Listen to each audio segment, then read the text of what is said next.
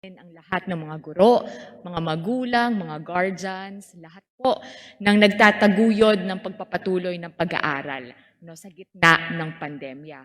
Kinakailangan na tiyakin natin na walang maiiwan at lahat ng mga pangangailangan ng mga estudyante ng ating mga kababayan ay natutugunan upang tiyakin na ang mga pinaghihirapan, ang mga pinopondohan at ginugugol natin na pampublikong pondo para sa edukasyon ay nakakarating sa pinakanangangailangan. Kaya, Ginoong Speaker, nais ko pong malaman kung kamusta na ang paggugol ng DepEd ng pondong nilaan ng Bayanihan to Recover as One Act.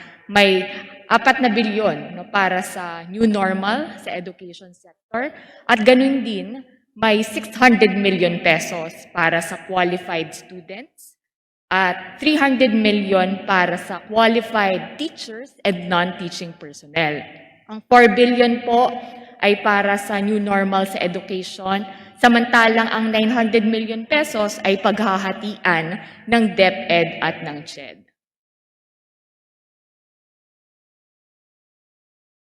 Mr. Speaker, Honorable Sarah, the 4 billion is allocated for digital and alternative learning modalities under the BELCP.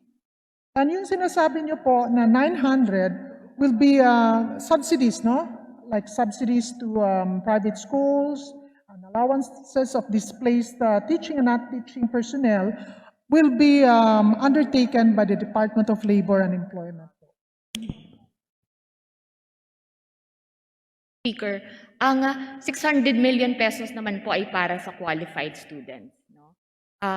Ilan po ang mga beneficiaries nito at kailan po makakarating? 600 million, Mr. Speaker, 600 million subsidies and allowances of qualified students in public and private schools in all levels. At saka yung 300 naman million subsidies and allowances of displaced teachers and non-teaching, teaching and non-teaching personnel in all schools, in all levels. Mr. Speaker, I asked about the number of beneficiaries, and when will the beneficiaries receive the much-needed financial assistance for gadgets? Yes, Mr. Speaker, the Department of Education doesn't have the number, of beneficiaries, since it is the Department of Labor and Employment that will be implementing this based, of course, subject to certain guidelines or requirements maybe, that the Department of Labor and Employment will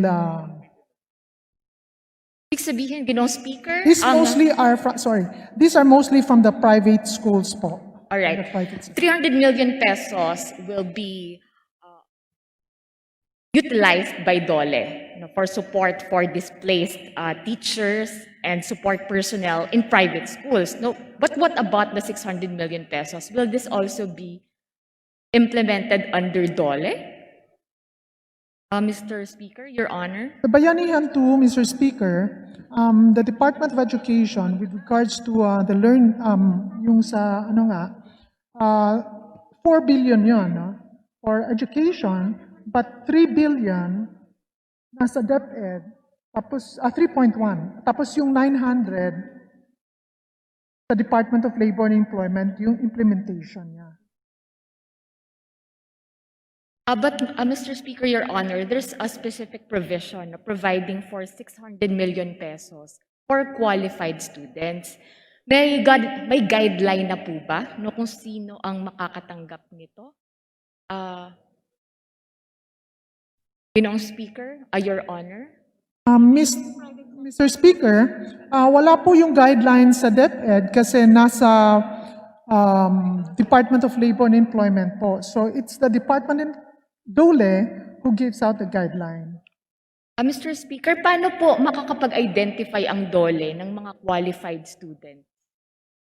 In coordination po with CHED at saka TESDA po. Right, so linawin ko po, ang 900 million para sa estudyante, guro at mga kawani, lahat po yan sa ilalim ng DOLE. Kaya kung hihingi po tayo dito sa Kongreso ng guidelines, ulat, pagdating sa beneficiaries, kung kailan niya maipapamigay, regional allocation, DOLE ang may hawak po at namumuno sa paggamit ng pondo nito. Mr. Speaker, tama po. DOLE yung lead agency na mag-i-implement in coordination with CHED at saka TESDA. And yung sinasabi po na there are 860 schools that will not open due to the pandemic, yung effect ng pandemic. So around sa private school, no, around 860 private schools. And yung naapektuhan noon is around 4,000 teachers and roughly 53,000 learners. So baka yun ang pwedeng mag-apply dun sa DOLE in coordination with CHED and TESDA. Then Mr. Speaker, bilang ang DOLE ay nakikipagtulungan po sa DepEd at CHED, may pamantayan na po bang binigay ang DepEd sa DOLE kung sino po ang bibigyan natin ng financial assistance mula sa Bayanihan 2?